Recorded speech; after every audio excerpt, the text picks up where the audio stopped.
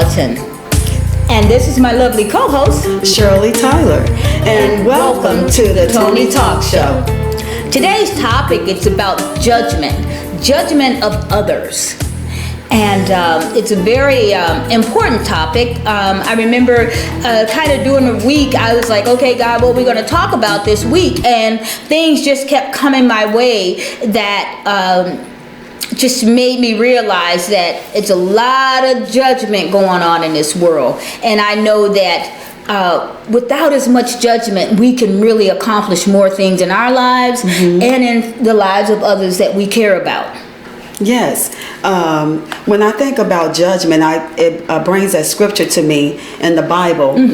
That's the way I'm going right now. You better. Matthew 7:1. It speaks about, do not judge, or you too will be judged. For in the same way you judge others, you will be judged. And with the same measures you use, it will be measured to you.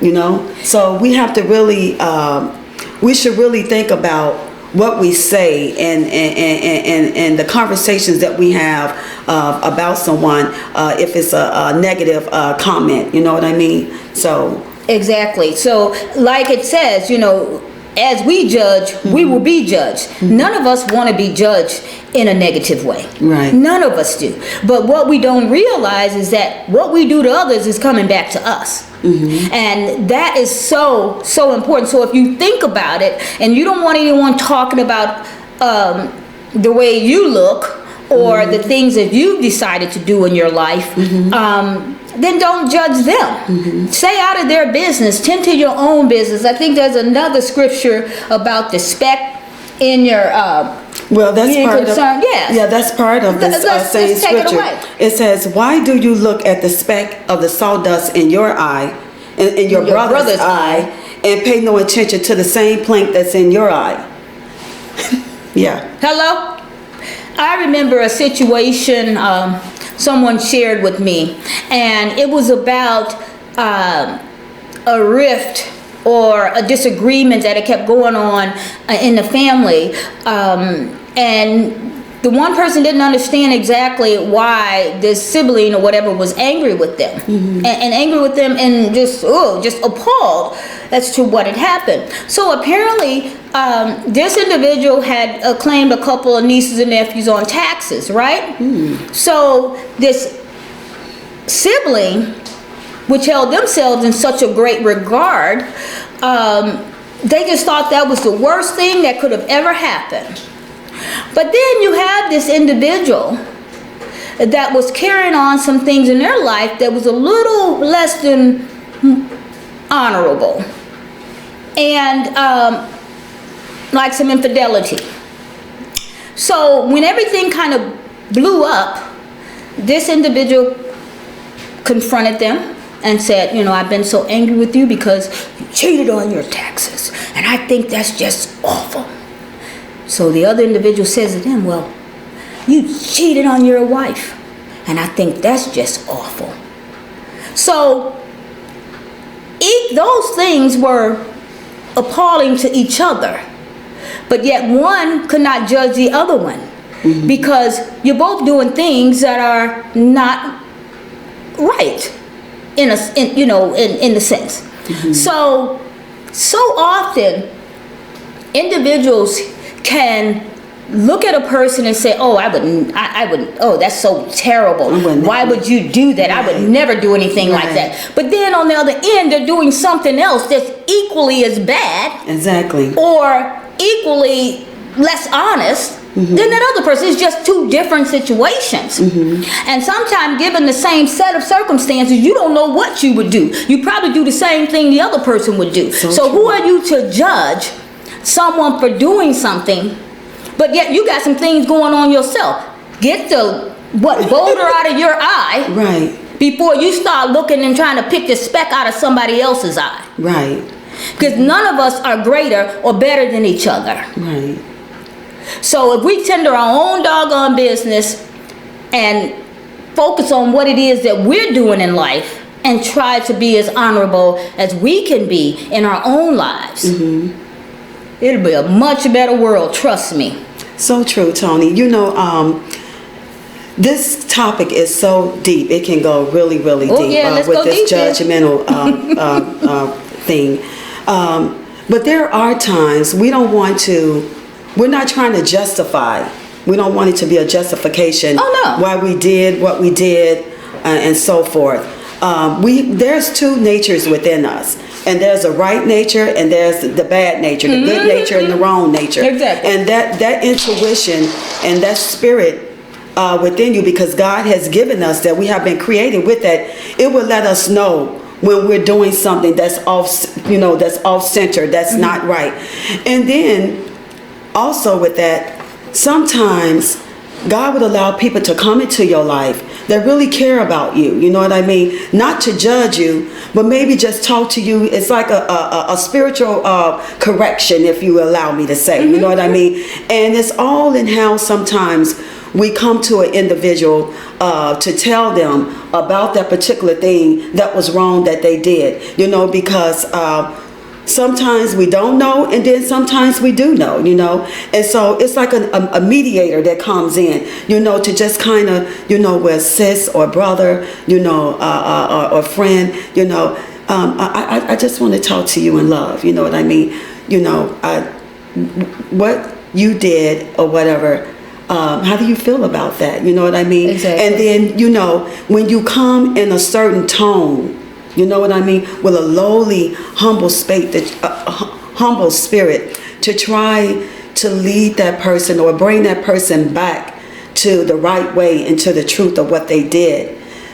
Sometimes that person can take a step back and receive, the loving correction, instead of it coming off as you being judgmental toward that person. You understand what I'm saying? I completely understand. And the thing is, like Shirley was saying, if I can reiterate on that, it's all in the way, in your approach. And sometimes, for the most part, when an individual feel like they're doing something that in their spirit or in their conscious mind, God-like mind, and saying, that was a little bit iffy or whatever, sometimes they reach out to you as a friend, as someone that they feel they can trust, and say, well, how do you feel about it? I did this, I did that. What do you think? How can I even maybe rectify it? Exactly. Or, exactly.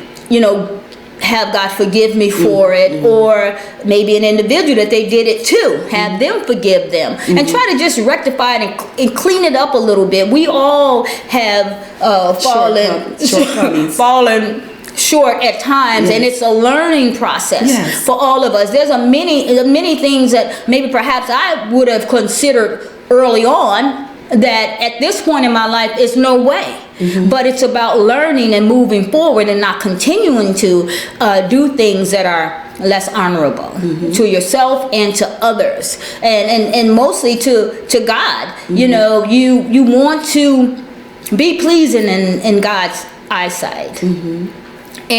But you can be empathetic and kind when an individual is looking for some guidance. Exactly. And there's a lot of young people out there that it is, and that's why you have things going on in the world now that people just don't even understand that that's straight up wrong, and being wrong is doing something to yourself or someone else that's going to harm them emotionally, physically, financially, or any way that it can harm and cause problems for them. You're not to do that. So it's just so important that we not judge each other and just be with one another in empathy and sympathy and to help.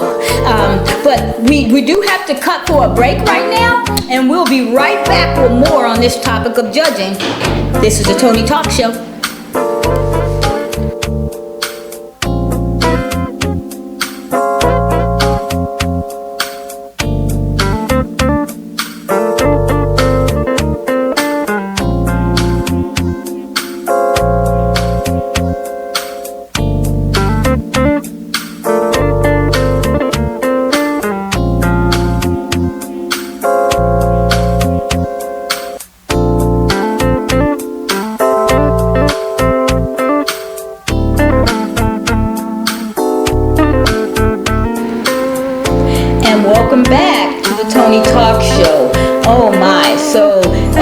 during the break, we were just talking about,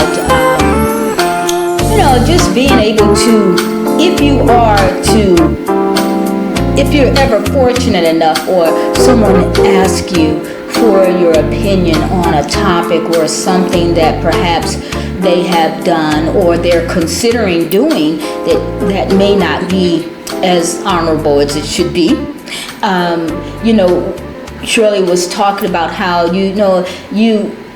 God can kind of send you in as a corrective spirit. And in that corrective spirit, you are to be loving and kind and empathetic and understanding toward this individual, because they are seeking your advice and your help. And you can do that without judgment.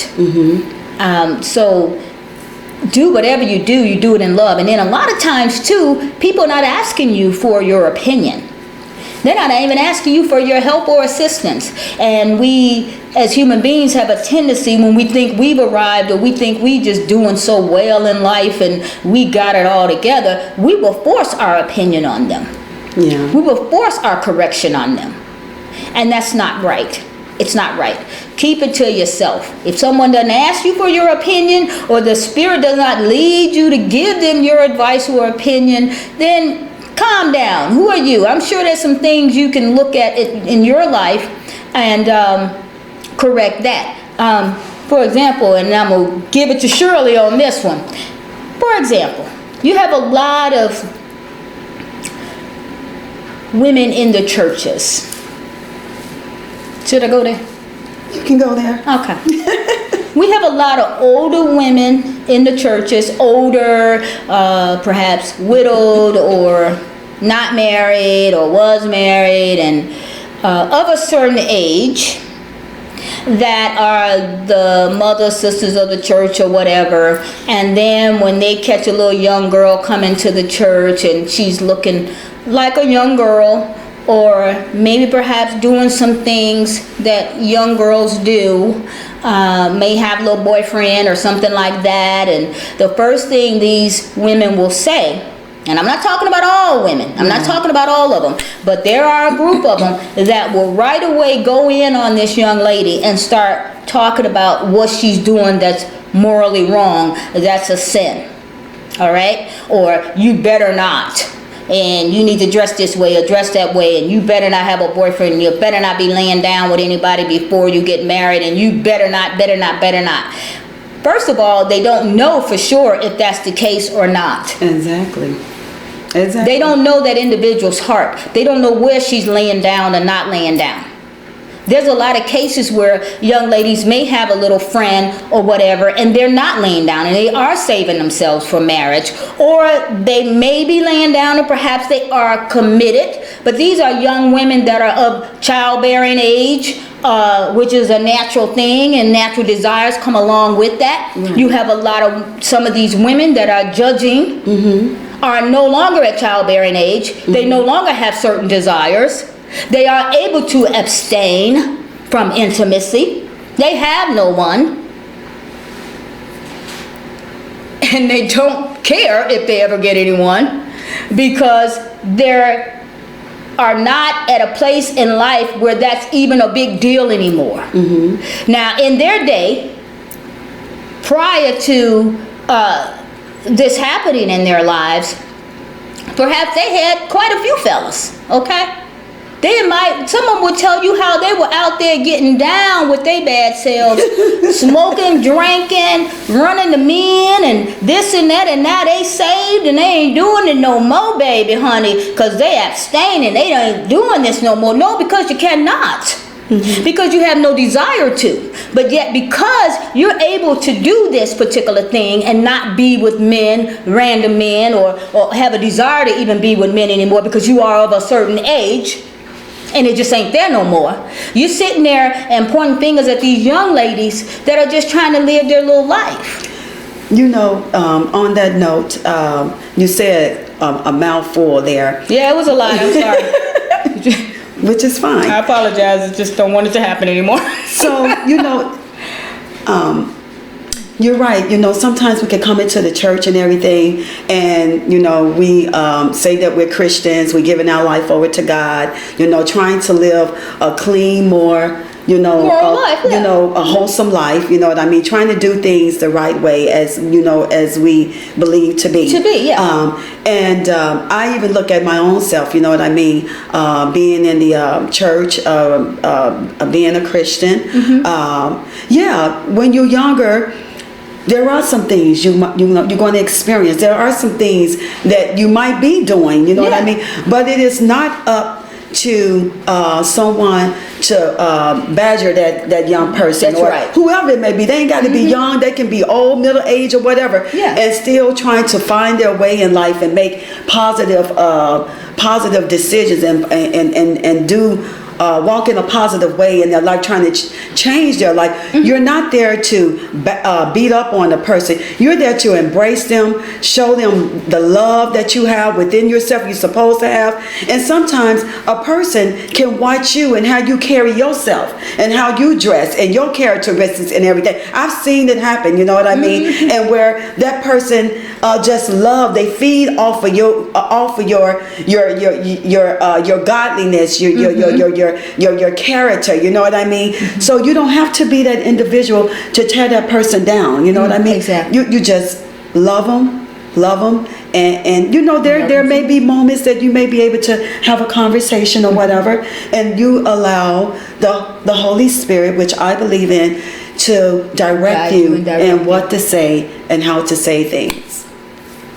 Boy, now she said, I said a mouthful. That was a mouthful. But, I mean, the thing is, in our closing, be to others that the same way you want them to be to you. A guide and lead in spirit, in love, in kindness. Be understanding. Men that are great examples for young men. Right. Lead by example is what I thought I heard her say. Lead by example. You be that amazing, wonderful person that perhaps can share some of your life stories with these individuals and let them know how it was that you came out of this way of doing things that may not have been so honorable. Or just do it all in love.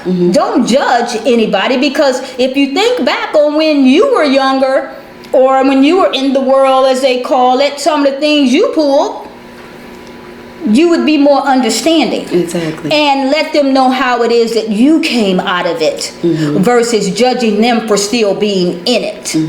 Be an example. Be a beacon of light and hope, and someone that these individuals can look to for guidance and as an example of what it is that God will have us be here on this earth in order to serve each other in a positive way. Yeah, so you pretty much just said, summed it up. Yeah.